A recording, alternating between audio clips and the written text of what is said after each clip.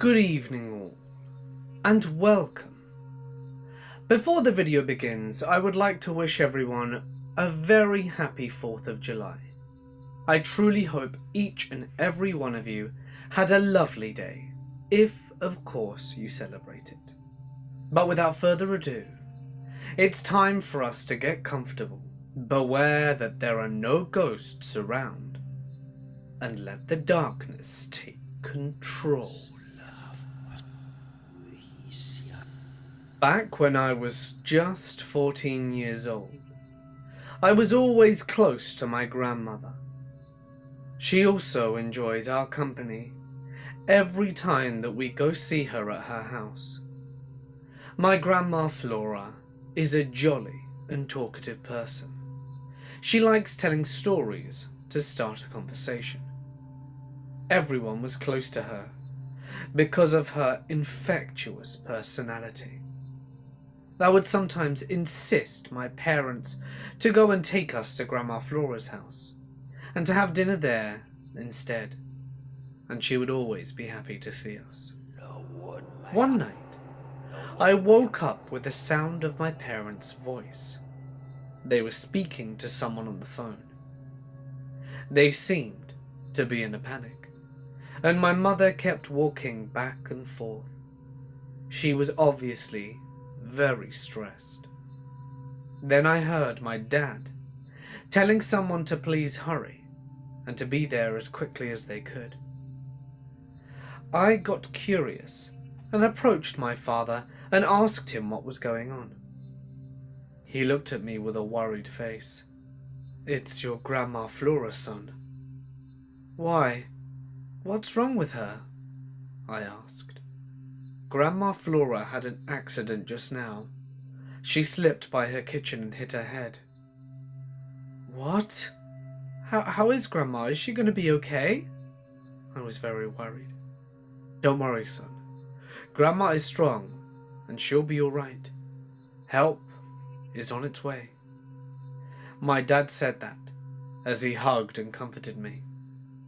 I was crying by that time because I was worried sick, since it was already late, and I didn't notice that I fell asleep and I was on my bed. It was just that morning that I heard the full story of what had happened. My mum said that she heard the phone ring downstairs.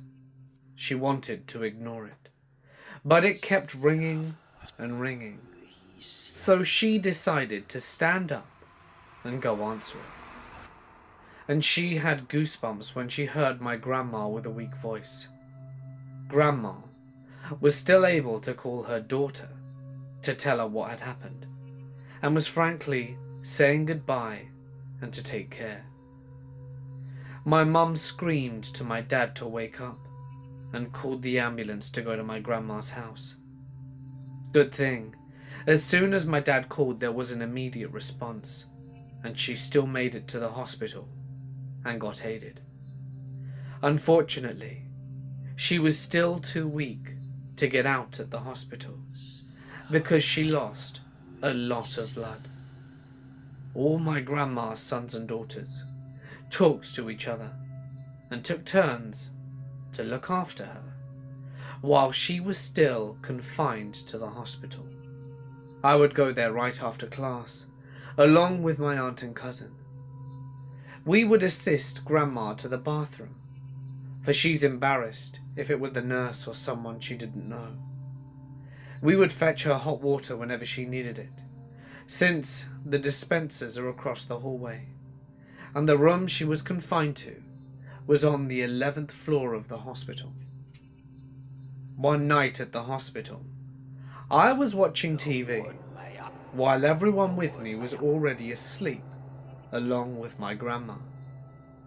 I was staying up because my grandma might need something when she wakes up. I heard my cousin yawn and stretched. He noticed me wide awake and said that if I wanted to take a nap, he could watch over Grandma himself. I told him that I want to, but wasn't sleepy yet, since I was just being bored watching TV. I told him that I would walk around outside instead, and perhaps purchase some snacks. I got up and left the room. I went straight to the elevator that was going down. No one else boarded when I did go down, and when I reached the ground floor, I saw the convenience store outside. I went inside and purchased some snacks, and I returned back to the elevator going up. The elevator stopped on the 3rd floor, 5th floor, and many people came in. There were 4 of us inside, me standing by the door in front of the buttons, 1 going up to 9th, 2 to the 10th, and there was me heading for the 11th. When we reached the 9th floor, I pressed the button to give way for the person leaving. Strangely, no one seemed to be going out. I looked at my side and saw the 2 people who came in were staring at me for holding the door open that long. I looked behind me and there was no one there, and I can swear that there was. There were 4 of us inside. I ignored it when we reached the 10th floor, and now here's the scary part. As the 2 came out of the 10th floor, the doors closed, and in the reflection of the door, I saw the man that had come in from another floor, who didn't leave on the 9th floor, standing right behind me, facing down. I had goosebumps rising, and I hurriedly clicked the 11th as I felt it getting closer. I panicked and tried to open the door. The dumb part I did is that I turned around and leaned against the door and faced him. He looked at me straight in the eye with a horrifying smile. His face was as pale as flour. When the door finally opened, I stumbled down, crawling backwards, and as I saw it stand just at the door still, it was giving me a horrifying smile. As the elevator doors closed, I stood up and ran to my grandma's room, gasping for air. My cousin saw me and asked me what happened, and I wasn't able to speak. A few minutes later, I told him everything though. How I was coming up on the elevator. People came on, people came off. But when there were only 4 of us left, and on the 9th floor, I thought someone was going to get out, but they didn't. And as we rose to the 10th, waiting for the 2 people to leave, I noticed that there was only 2 people in the lift with me, not 3. However, once they exited the lift, the last person appeared out of nowhere. Now, lifts are very small places, so obviously I couldn't exactly miss them, and I was incredibly freaked out. He was also creeped out by my story, and decided it was time to let me go to sleep. He locked the door, and kept telling me not to worry, that he'll be guarding me until morning came. I lied down on the sofa, and we decided next morning not to tell anyone about it. When me and my cousin went out to go home, a guard asked me if I was feeling alright, because he saw me terrified inside the elevator and that I was running last night. I asked him how he knew, as I didn't see anyone else there, and he pointed to a monitor on his desk and said that he saw me by the security cameras. I asked him if we could see the footage, and although he was reluctant at first, he showed us. He asked to go beside him to have a look at the monitor, and he played the tape of last night, and I saw myself in the elevator, panicking and with a desperate look to leave. But on the footage, it was very clear that no one else was with me.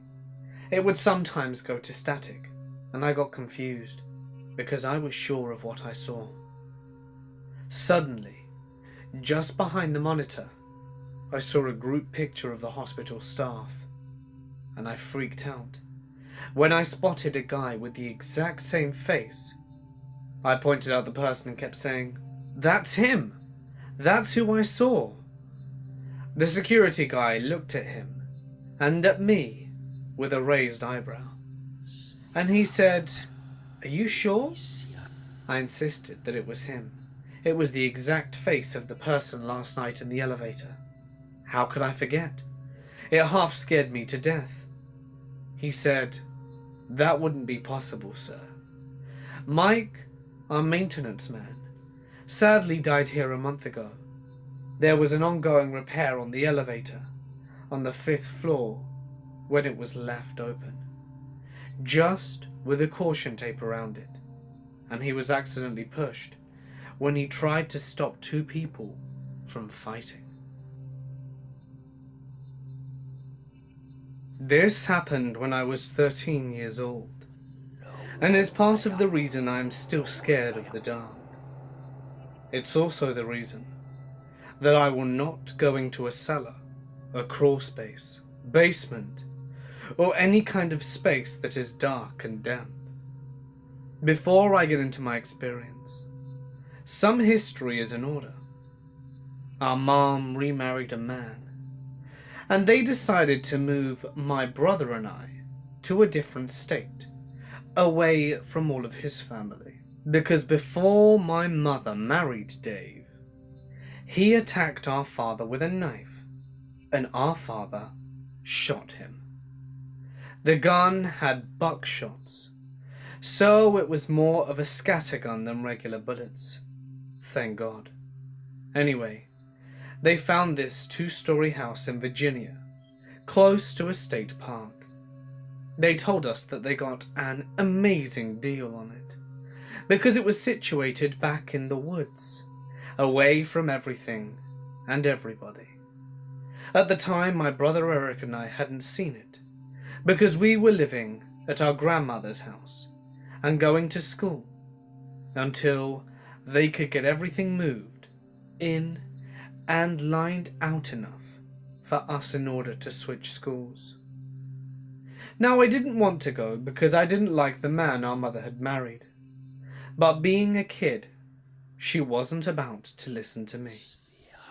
The day came when we had to go, and I absolutely threw a fit. Because like I said, I didn't like this man. We travelled 3 hours to our new home, and when we get there, my brothers and I finally see this so-called amazing house. It was indeed 2 stories, the basement being the bottom floor, and the house on top. When our mother said it was away from everything and everyone, we had no idea what she meant. It was so remote.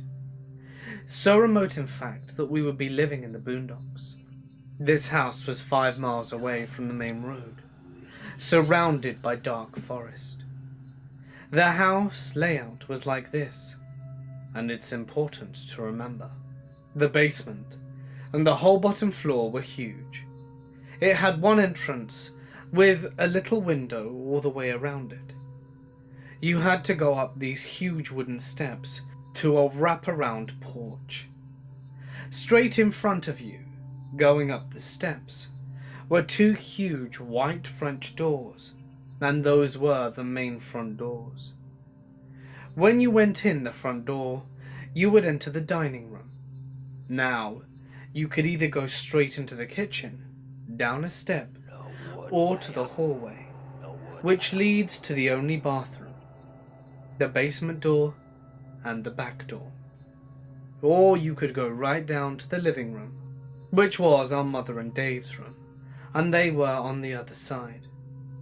You could go through an archway, and my room was on the left, and Eric's room was on the right. Now, this house having a wraparound porch, all of our windows were at least at eye level when standing at any point on it. My brother and I had rooms towards the back of the house, and when we looked out our windows, you could see nothing but dense forest. My first experience living there happened about a month after we moved in. Everyone was in bed, but I was still awake. I was playing video games and listening to music. I had a heavy blind over my window and curtain. Sometime after 1 a.m, I started to get sleepy, so I turned everything off and laid down to go to sleep. It was quiet, except for some crickets chirping. I was dozing off when I heard something. I opened my eyes thinking maybe I had dreamt it, when I heard it again. It sounded like thuds. It sounded like boots on the back porch walking back and forth. I couldn't believe it. My heart was beating like a drum, and I was terrified. I couldn't move, I was so scared. Then the foot thuds stopped. They stopped right in front of my window. A minute passed. Then I heard something, or someone, whisper to me, "Christina." It sounded like a man, but at the same time, it didn't. It's hard to explain. It sounded unnatural. At this point, I was shaking and had thrown my covers to the side. I had my door open, and I could see Eric asleep in his bed. Then, whatever it was, started tapping at my window, and I ran to my mum and Dave's room, banging on the door, screaming for them to get up. My mother and Dave came out of their room, with sleep-filled eyes, asking me what was wrong. I still have no idea what I said, but it was something to the effect of somebody was trying to get into my window. Dave grabbed his flashlight and went to the back door. I stayed with my mum. He was gone for a while, and when he came back, he said that there wasn't anyone or anything that he could see outside, and didn't see any prints anywhere. I was beyond freaked out, and sleep didn't come to me that night. The next thing that happened didn't happen to me, but my brother. He was 7 at the time, and my mom was big on him sleeping all alone in his room at night. I, however, would always leave my door open, in order to make him feel a little better. One night, we went to bed as usual. He said he was laying in bed, nearly asleep, when he heard something at his window. Now this was around August, and it was hot. The house had no air conditioning, so his windows had a screen over it, and he would raise it slightly to let some air flow in. Anyway, he heard something at his window, and he rised up to see what he thought was an animal. But when he looked to see it, he saw a man's face, but with yellow, glowing eyes. He screams bloody murder and runs from the room again, banging on our mum and Dave's door. Dave grabs his light and goes again in search of whatever or whoever was at the window. He comes back like last time, with nothing. After that night, my brother refused to sleep in that room and began sleeping with me. A month or two go by, and one day, Eric and I come home to an empty house. Our mum and Dave had gone someplace and would be back a lot later than they thought. I used my key and let us in. My brother goes into the living room and plants himself in front of the TV. I take my stuff to my room and notice my mum hadn't gotten my laundry done. So I get the idea of doing it myself in order to help her out. I get my brother's laundry and head to the basement. Now when you open the basement door, you had to switch on a light to go down these wooden steps with no rails. When I opened the door, I switched on the light, but nothing happened. Great, I think to myself. I can see a little because of the sunlight coming through the windows. I make my way down these steps carefully and switch on the light at the bottom of the stairs. To my relief, it works and showers the dark basement in light. I make my way over to the washer and dryer and get started on the heap of laundry. I'm working, not paying attention, when the smell hits me. It smells like rotting meat and smoke. it turned my stomach. I start looking for the source of the smell, and when I look in the back far corner, I see something. Thinking that maybe an animal fell down the old coal chute and ran into the house that Dave hadn't blocked off yet, I went closer. That was a huge mistake. I saw a child no more than 3, burnt from head to toe, reaching out its arms. I was so shocked that I fell backwards. This child started to crawl towards me and grabbed my pant leg. I kicked and screamed and closed my eyes, thinking, this is it. This is how I am going to die. Then my brother called out from down the stairs, "Hey Chris, you okay?" I opened my eyes, and there was nothing there, except for a small handprint on the bottom of my jeans. I didn't think twice. I go up and ran up the stairs, dragging my brother with me. I slammed and proceeded to lock the basement door. When our mum and Dave got home, I told them about the events that had transpired, but they, of course, didn't believe me. They thought that my brother and I were making things up, or acting out, because of how we protested moving here in the first place. I couldn't believe it. Our own mother didn't believe us.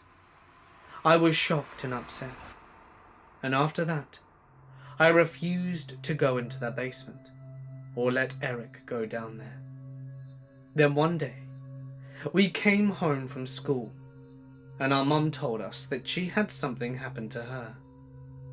She was cleaning as usual and heard a child's laughter. She thought it was us and got upset because she thought we had skipped school. She comes out of her bedroom and goes into the kitchen to see a little girl in a blue dress, her arm raised, pointing a finger at her. "He's coming for you," she whispered, and then vanished. She was so scared, she ran from the house to the barn and stayed there until Dave got home. She apologized to us, saying she was sorry for not believing us. Not long after that, Mum and Dave divorced, and we left that house for good. Dave tried many times to sell the place, but couldn't because of the history. Apparently, a family living in the house sometime in the late 70s had trouble, and the father went crazy. He shot the mother and one of his 2 daughters, and the other one went to the basement to hide when he set the kitchen on fire. The little girl tried to get out, but the doors were locked, and before she could break the window, the smoke got to her, and she passed out. She died in the fire. The father, after setting the fire, turned the gun on himself and ended his own life. Dave lived in that house until he died a few years later, and passed the house down to one of his sons. Since they couldn't sell it, it still remains in the family. I know I will never go back, and if some naive person happens to buy it, I only hope that they do not go through what we did. I was a freshman in high school at the age of 14. Also, my father's side of the family and I recently moved into a new house in a semi-nicer area of Whittier. This was late at night in my bedroom. I shared my room with my 2 younger sisters whenever they came to visit my dad. On this day, my younger sisters were at my mother's house for the weekend, since my parents had a 50-50 split with them. We had bunk beds that my sisters slept on, and I slept on the floor. Sadly, I still slept on the floor on this particular day, because I fell asleep crying because my father and I got into a fight. I woke up around midnight with a strange feeling, as if I was being watched. It wasn't the first time I felt this way. This room had a wall that was basically all windows, that was shared with the den and back room, so at times I felt this way. But for some reason I knew for a fact that it was different. Someone was watching me. I grabbed my cell phone from my pocket, a BlackBerry from the early days when phones just got flash available. I didn't want to move so much, so I slowly took pictures all around me and underneath the bunk beds. I took 8 pictures to be exact. 3 of them were around me, and the rest were underneath the bed. At first I reviewed the pictures from beneath the bed. The first one was normal, emptiness with a shirt or two. The second one was a bit weird. It showed a black shadow in the corner, with green highlighting it. I thought it could have been my hand or something, and went back to the next one. And this one had a black mass covering most of the camera. I knew it couldn't have been my finger, because there were some spots that were translucent. The third was the most confusing one. It had a dark green translucent mass that literally made everything in the picture look green too. And the last picture was normal, with nothing else interesting. I knew it wasn't an effect on my phone. And I was baffled, and told myself that I would look at the other 3 pictures tomorrow, or I wouldn't be able to sleep again. The next day, I went back onto my phone to look at the other 3 pictures from the night before. As I reviewed them, only one of them stood out to me. It was a picture of the bookshelves in the TV area that was behind me. This picture had a white, kind of misty type look to it, which made me want to zoom in and look deeper. I used to watch Paranormal State and Ghost Hunters on TV, so I thought it would just be a good idea.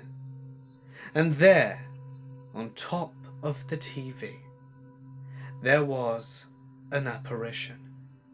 It looked like a girl.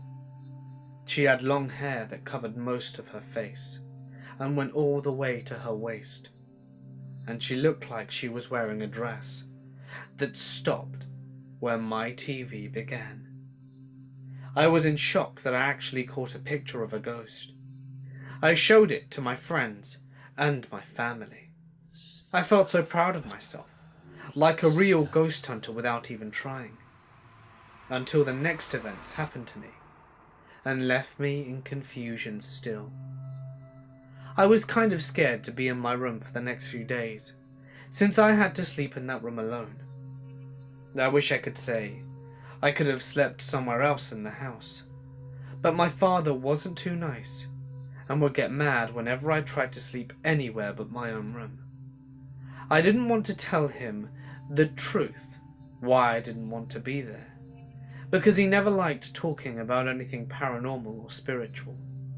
So I was forced to sleep in that accursed room, scared that one day that girl will come again. It was quiet in my house. Well, quiet in a paranormal sense. For a few weeks anyway. I eventually forgot about the pictures I took that night, and the fear that possessed me washed away. I was in my father and stepmother's room, watching Paranormal State, while they were in the front room watching a movie with my uncle and baby brother. It was an intense episode too, so my eyes were glued to the screen until a commercial came on. So I went to grab my phone and noticed that I'd left it in my room down the hall. I'm going to try to explain to you how the route looks. If you walk out of my father's room, on the left side is the living room, and on the right is the hallway closet. As you walk down the hall, and you get to the end, the left side would be my room, forward would be my older sister's room, and on the right is the bathroom. So I went down the hall, went into my room and got my phone. As I grab it, I turn the screen on to see if I have any messages. There was nothing. So I start walking back to my father's room. And as I get into the hallway, I see a figure of a girl right in front of the hall closet door. I assumed it was my younger sister. It was around her height of 4'8". So I walked past the figure and tried to put my hand on her head, to be the mean brother I am and push her out of my way. My hand fell through the figure like it was never there. I was scared shitless and turned to see nothing. My father saw me standing there just frozen in place and said to me, "Is something wrong?" I shook my head and asked him, "Is Isabel here?" "No, they're still at your mum's." So I walked into his room again and resumed watching TV, shaken and breathless. I kept looking into the hallway to make sure no one was there. I eventually told my older sister that I believed that something was inside the house, because she used to watch paranormal shows and stuff with me. And she started to tell me of an incident that happened to her a month before. She said that one day she came home from work and just fell asleep on her bed. After a while, she started to hear crying and someone calling her name. She thought it was our younger sister and wanted to ask her what was wrong. So she did, but the crying just continued, and my sister got annoyed, got up, and was about to yell at her when she noticed that there was no one else in the room with her. So she walks out to see where my sister is, but when she looks around, nobody was there. Nobody was even at the house at the time. She said she got so scared that she left to her boyfriend's house and waited until my father got home. When she told me this story, I got chills. I told her what I saw and showed her the pictures I took. It goes without saying we both believed that there was a ghost child in our house. I am a 6'2" guy and am fairly built. I was also a Marine who saw combat for years in Fallujah, a lovely little lawless town in the Al-Anbar province of Iraq. I actually had some freaky things happen there as well, but that is for another time. I was dating a girl in high school, my first real love. She had a house in a part of my town which was first established in 1688, making it a very historic place that was even once part of the Underground Railroad. It's one of the oldest houses in my town, actually. Being that we were young and thought we were going to be with each other for the rest of our lives, we spent a ton of time together. Most of it being spent at her house, since her parents were way more cool with us being holed up in a bedroom doing what young kids in love to do for hours on end, and then passing out in each other's arms until I had to run home so fast in order not to miss curfew. Eventually, I was old enough that my parents would allow me to spend the night there, under the guise that I was staying in the couch or in their spare room, which used to be her sister's bedroom until she moved out to go to college. Now, the house wasn't anything special, or even super creepy. It was a pretty plain house, all things considered. It had a basement, and 2 stories above that, it had an attic that was rarely ever explored.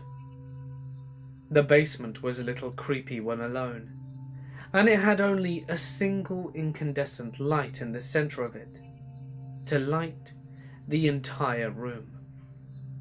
There was a time I had agreed to paint the walls with Drylock waterproof paint, and I had to call a friend to come over and help me, because I kept hearing a faint knocking noise coming to what I found out later was a bricked over little room in the centre of the basement that, I always joked, held some kind of giant cartoonish chest of treasure from a long forgotten time. I think I only did that to ease my mind of the odd occurrences down there. In reality, it was probably a room that used to hide runaway slaves looking for safe passage along the Underground Railroad. Most of the really odd things that happened took place on the first and second floor of the house, though. It started out small, as it always does. Their dog was a small terrier that would routinely sit and bark at the top of the bookcases or at the corner of a room. It would stand with its hackles raised and growl at the basement door. But the place it hated the most were the stairs to the attic. It would bark for what seemed like hours at the bottom of the steps there. This became routine, and I soon ignored it. It went on like that for years, and it almost became background noise to our late-night activities. I even made a joke about how it would help drown the noise that we made. What really freaked me out, though, the thing that made me stop spending the night there, was what happened late one night in the winter. We had just finished one of our evening sessions, and she was downstairs making us a snack and getting some drinks. I know, what a girl, right?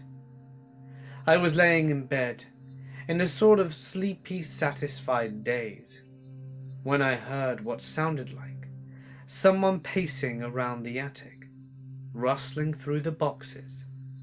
I perked up a bit and sat up in bed. Now it was a little odd, as her dad was a night owl and was usually doing his thing out, and her mother suffered from MS and was nearly bedridden. She was definitely not wandering around the dark attic, so I brushed it off and laid back down. The noises stopped eventually, and she came up with food and drink, and I forgot about it almost entirely. God, I loved that girl. A few nights later, we were laying in bed together, and I heard the noises again. I asked her if her father was wandering up there, maybe looking for something from his past to regale us with, a story perhaps, as if he'd also been up there a few nights ago. She sat up and looked at me with a deadpan expression and said, "There shouldn't be anyone up there." When I asked her why, she looked sick. She told me with a tremble in her voice, "I mean, it's impossible for anyone to walk around up there."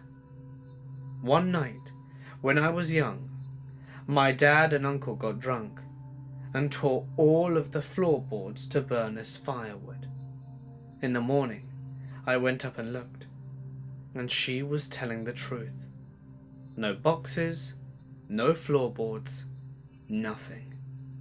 And I never spent the night there again. Growing up, I would live with my mother during the school year and live with my dad during the summer months. I would say when I was about maybe 5 or 7, when my dad ended up meeting my now stepmother, and they ended up living together at my stepmother's place. The house that she lived on had been owned in their family for 196 years at the time. It's an old house out in rural America. All I knew was that it was old as shit. The earliest memories I can recall from the first summer I ended up staying there, I just had this eerie feeling over me constantly, and especially during the evening, a sort of decaying feeling. The only way I could imagine describing the feeling is that of someone being told after 20 years of what they felt was a happy marriage, suddenly, out of nowhere, their spouse is pleading divorce, and it's final. The sadness, hurt, anger, and other emotions that would follow is what I felt in that house. Except it wasn't a separation of marriage that caused it, but of death. Something, or someone, had died in that house long ago, and refused to move on. Regardless if time and other factors would move on without it. That is how it felt to me. Anyway, fast forward a few years later, my stepmom becomes pregnant with my second sister and my dad's first daughter. So in preparation, they ended up having an addition put into their house so they can have their own place, and my future baby sister could have her own place. Meanwhile, my stepbrother and I shared a room. I didn't live there all year round, so it made sense. And that is when everything started. I just remember when we came back to live in the house, after the addition was put in. It was immediately exciting to see the big changes that had been done to the house, and see how they were going to set up the room for my future baby sister, and all that jazz. The first night back there, I honestly think changed me. Before then, I used to be a heavy sleeper, to the point that I would snore and wake everyone else up around me. Today, I'm a light sleeper. It's disgusting. I just remember waking up one night, and instant fear set over me. Just to give some brief background info on me at the time, I was probably 5 foot something, and weighing hardly 170 pounds. But I was a fatty growing up, and I had the confidence that age that made me feel like I was strong and to be reckoned with. That was the first time that I felt so scared and defenseless, I didn't know what to do. Like something was just there, looming over me in the dark, watching me, wanting to make me feel unwanted there. Over a period of weeks, this feeling would come and go every other night, and was so bothering some nights that I eventually would sprint and end up sleeping on the floor of my dad and stepmom's room. They hated that. Well, sure enough, a month later, I overheard my dad and stepmom talking, and come to find out my dad has also been having sleeping issues as well.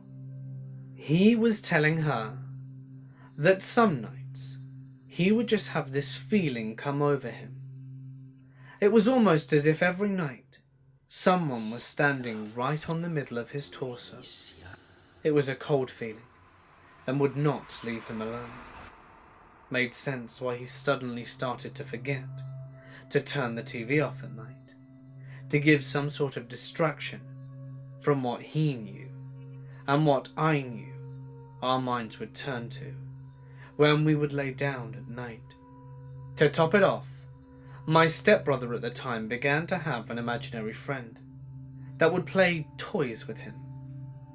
My stepmom decided to ask my stepbrother one day about his special friend, and wanted to know about him. I guess he was an old black man, and knew my stepmom somehow. My stepmom, and all of them, are black, and my dad is the opposite side of the colour spectrum. After trying to figure out who it could possibly be, my stepmom said if it could have been an actual person, from the description and other random details given, it could have been her mum's grandfather. I think the most eerie feeling about his friend had to be that he had one particular toy he loved to play with, and conveniently enough, It was some electric toy that had like a person or a creature in a box, and when you pressed a button, it would rumble and make noises saying, "Let me out! Help!" There were occasions where we all witnessed the toy going off when the batteries were out. I think the climax of this for me was one night where I remember hearing a toy go off in my sister's room, and the feeling in my gut, God help me. I thought it was so unique that one, only I had woken up and heard it, and two, everyone was dead asleep. I figured I would ignore it, and that it would eventually stop, and I could go back to sleeping well. I didn't. If I could have guessed the time of which this was going off, it would have been at least some 20-odd minutes of non-stop going off. I would quietly yell to my brother from across the room to see if he would wake up. So, with everything I had left in me, I got up and quickly ran into her room and started throwing each toy out of the toy chest one after another, until I got to the bottom and saw the toy that was making all the racket. When I grabbed it and tried to find the switch to turn it off, it did that thing that would happen in some sort of cliche ghost movie. It turned off. I noped so fast out of that room and into my bed and under the covers. I was a mess. Maybe 10 minutes after that, my baby sister lets out a blood-curdling scream. That is something I would imagine a person that would make if they were having their limbs cut off against their will. Luckily, that woke my parents up, and they ran and got in there. After this happening 3 to 5 nights in a row, they decided to sleep in her room. To my saving grace, the summer was finally over, and I had to go back to live with my mother for the school year. I guess while I was living with my mother, some more things happened, to the point my stepmom ended up asking my stepbrother to tell his friend to go away, and that he wasn't welcome here anymore. That apparently pissed him off, but ended up agreeing and leaving. Since then, I don't think I felt anything with that house anymore. Ever since that summer though, I've never been able to fully get over that. I'm such a light sleeper now. And other than my mother's mum dealing with spiritual things and mysticism in her youth, I can't think of any reason why that stuff happened to me or my dad. Hey guys, it's Mort here, and thank you so much for listening. To those of you who asked in yesterday's comments section where yesterday's intro went, I'm very sorry about that. I myself am a bit unsure what happened there. I did of course record an intro, but when I came to editing, it was gone. Now there are a few tricks you can do in Premiere Pro to try and find files when they go missing, but it was just gone. So Pandora was already in bed and I couldn't re-record it. But nonetheless, I hope you enjoyed it, and the darkness did manage to take control. Speaking of enjoyment, if you enjoyed tonight's video, it would mean the world to me if you could drop a like and leave a comment. Those two eensy beensy things do an awful lot for my channel and really help me out. Thanks guys. Don't forget to hit that subscribe button as well as the bell icon to be notified every time I post. I have a pretty regular schedule, posting every night at the same time, in order for you not to forget and not miss out. If there is a story that you would like to share, please remember that all you need to do is drop it in my Reddit or email it to me. In fact, most of these stories were submissions from you guys, so special thank you to all you amazing subscribers who submit your stories, especially the ones in tonight's video. I personally found them quite terrifying, as paranormal stories are some of my favourites. But anyway, for now guys, it's time for me to sign off.